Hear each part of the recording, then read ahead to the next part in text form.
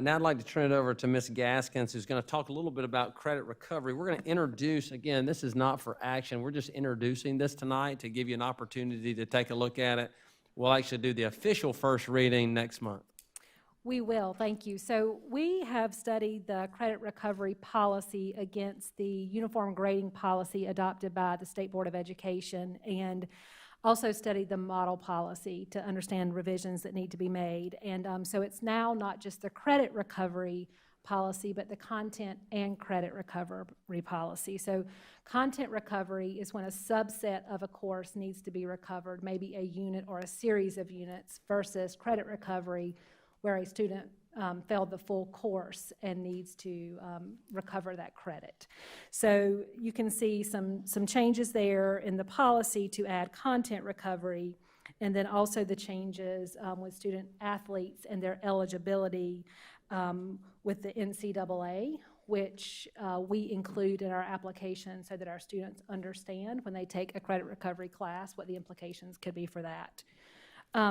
With the administrative rule, you will also see some changes to acknowledge, especially with credit recovery, the implications for a student's GPA.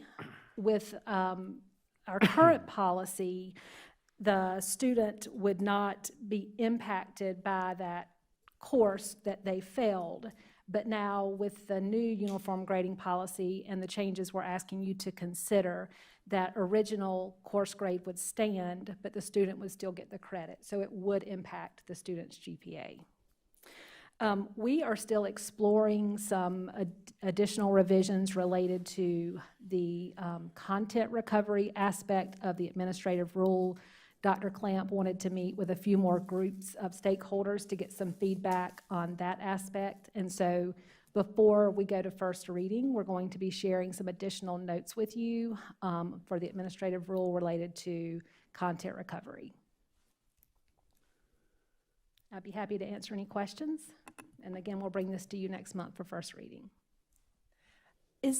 What's the difference in content recovery and the current retake policy we have in the district, where students can retake like a summative and earn full credit for one and then up to like 80% for the other? That's a great question, because our grading practices are certainly aligned to content recovery. It just isn't in policy currently.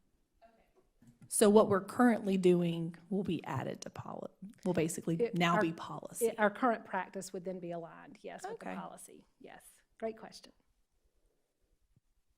Okay, thank you.